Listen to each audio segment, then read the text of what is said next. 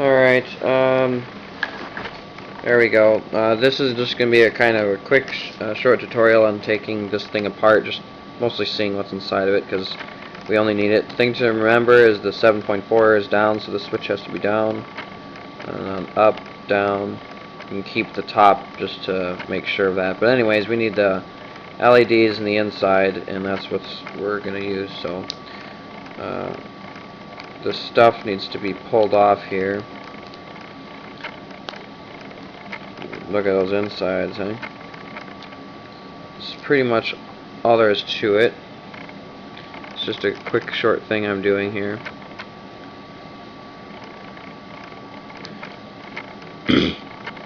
If you want, you could probably actually leave this out now, but those LEDs want to be right up against the back side of the thing, I think, so might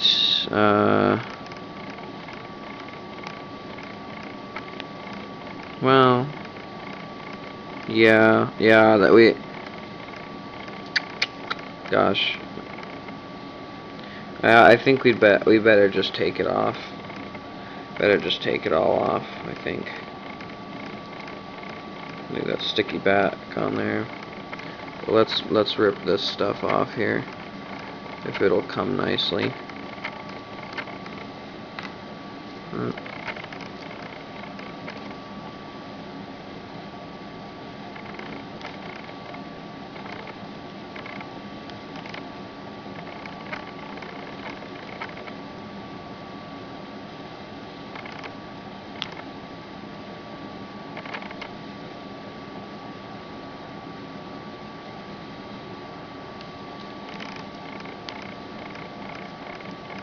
Really kind of stuck on there pretty good. You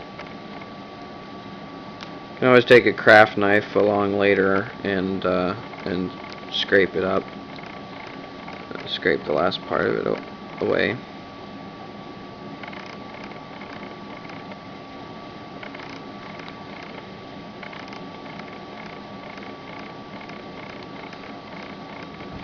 Actually,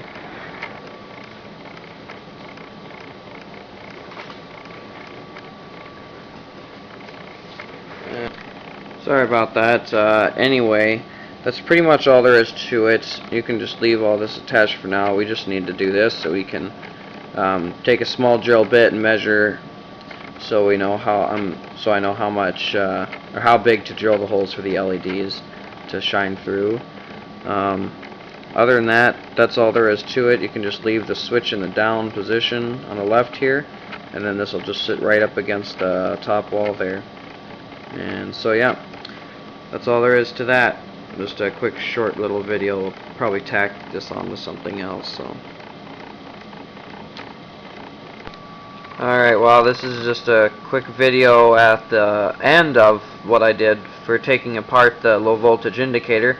What I did is I used a 5/64 inch drill bit and started with the center hole and just kind of lined it up on the inside here, and the whole thing actually fits perfectly right between there, and the LEDs shine straight through there, so it works out just perfectly.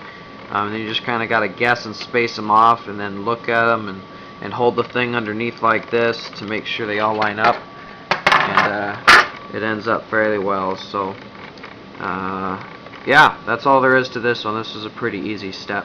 So see you in the... Alright, well, I just wanted to expand a little bit on excuse me, on the last part of this video. I kind of had to rush through it a little bit because, as you've probably heard by now, my camera does not like batteries very well.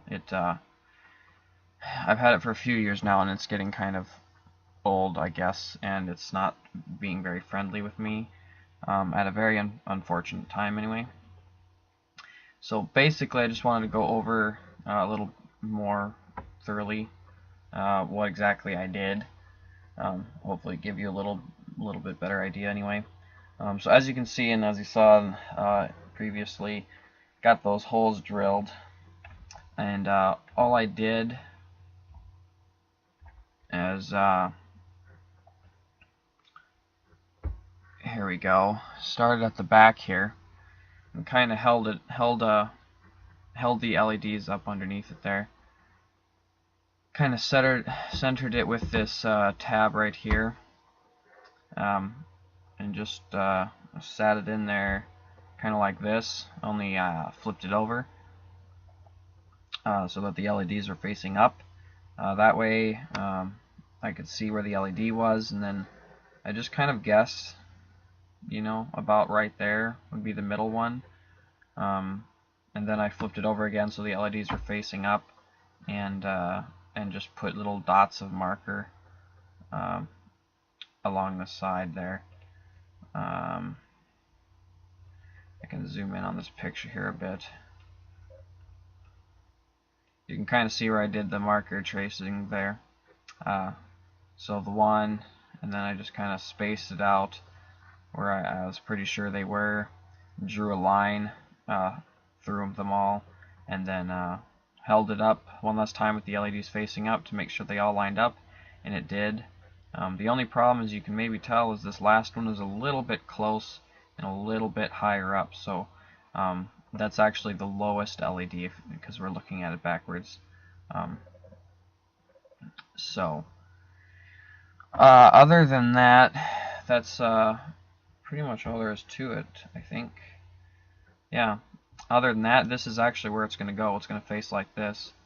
I would have taken a picture of it from the other side with this in there, but it would have been kind of pointless because probably wouldn't have been able to see the LEDs anyways because they aren't turned on. So, but this is where it's going to be. It'll be kind of glued in there. Probably put little dabs of glue around the corners or something like that.